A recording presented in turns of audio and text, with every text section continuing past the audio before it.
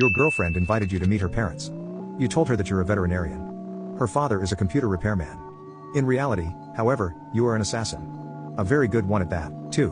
When you see her father, your heart skips a beat. He's your boss. Part 3.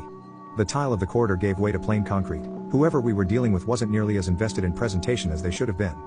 Functionality is great, but what good is a secret bunker if you weren't prepared for the possibility of it being broken into? As we made our way deeper, the air became cooler and started smelling stale. It wasn't long before we spotted the heavy bunker door, inside a large spacious room complete with a guard stationed on either side of it. It looks like we're gonna have to fight our way through this one, Quartz said to my left. Yeah, they don't look like the type to let us in if we ask nicely. I'm not against trying though.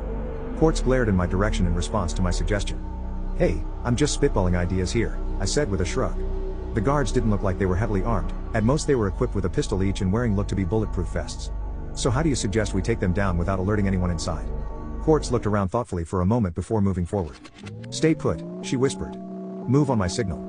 Before I could protest that she hadn't even given a signal to respond to, Quartz had scurried across the room. She didn't venture far into the room though, 2 dim light bulbs gave off enough light to make it impossible to approach the guards head on. Quartz picked up something off the ground before throwing it at one of the bulbs.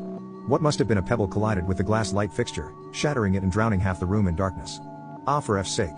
One of the guards looked towards the broken bulb. I told them that the light was going to burn out, and now look. We have to deal with this spooky crap for the rest of the night. He started walking towards the mess on the ground, oblivious to Quartz picking up another pebble. George the First, swear to God, you've been saying it was gonna burn out ever since you started here, you paranoid walnut. The other guard left his spot to follow George and examine the broken bulb. I gotta say, this is the first time I've seen a light bulb go out like this. Rather odd. The 2 guards began kicking the mess towards the wall, clearly too bored to care about properly guarding the door. Quartz made her way further into the room, now standing in the light. She made a twirling motion with her finger before throwing another pebble at the light above her head, breaking it too. Assuming that was the signal she mentioned before, I started moving towards where the 2 guards were at. Well, Wyatt, explain that one to me. Am I being paranoid now? Aw, come on, George. The odds of that happening was crazy low, and you know it. You've been preaching about that stuff. Wyatt's voice was suddenly cut off, presumably because Quartz had knocked him out. My turn. Wyatt?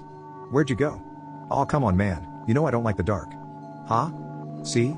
I laughed. You can stop playing around now. George stumbled around on the broken glass, unintentionally making it easy for me to find him.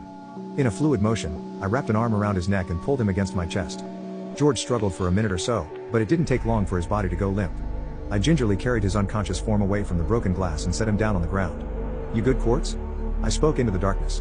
It felt like I was alone again, usually not an unwelcome feeling on most missions, but this was an exception. Yeah, I'm fine. The familiar distorted voice came from the darkness. I've got a set of goggles for you, stay put. It wasn't long before a hand opened mine and placed an object that felt to be around the size of a set of those cheap chemistry goggles you got in high school labs. Only these were heavier, and clearly more expensive. I slipped the eyewear over my face and turned it on. The familiar green tint of night vision goggles filled my view. While annoying, it was leagues better than not being able to see at all. Alright, I announced, making my way to one of the keypads. Time to open up this bunker. It looks like we need to put the code in at the same time to get it to unlock. Your code is 1974. Input it on the count of 3. Wyatt and George over there wrote down their codes on a piece of paper. Well, that simplifies things. On your mark.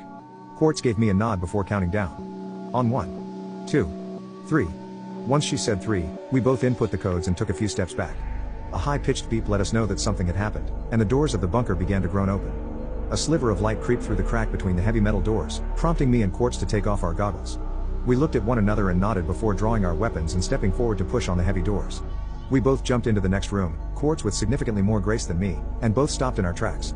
It was a plain room, equipped with all the basic necessities. A sink, a stove, a large bed, basic bunker stuff. Sitting at a table and eating spaghetti was a man in a button-up shirt with slicked back hair. Beside him was a hunched figure, who was tied up and had a burlap sack over their head. On either side of them, 2 buff guards stood at attention. They were clearly better armed than the one stationed outside. Oh come on, if you're going to break into my bunker you could try and avoid breaking in during spaghetti hour. He was visibly agitated, and before we could move he had a gun pointed at his hostage's head. The guards followed suit and each pointed a gun at Quartz and I. So, here's the deal. Either you wait patiently for my backup to arrive and take you away. The man pulled the burlap sack off of the hostage, and I froze in shock. The tear-streaked face was one that was all too familiar, one that I had seen during a late night watching of Bambi. Crystal was the hostage. Or I shoot the girl. Put down your weapons. Quartz scoffed. Yeah right, you think I'd be bothered by a deceased hostage? That just means I don't get paid today. Right, Ace? Quartz turned to me, but I was frozen in fear. So many emotions whirled through my head. The part of me that was trained for work was at war with the part of me that fell in love with Crystal. The ethics of my job, every emotional wall I had put up on the job, it was all crumbling. For the first time in a long time, I was at a loss for words. I had no witty one-liners, and I had no plan.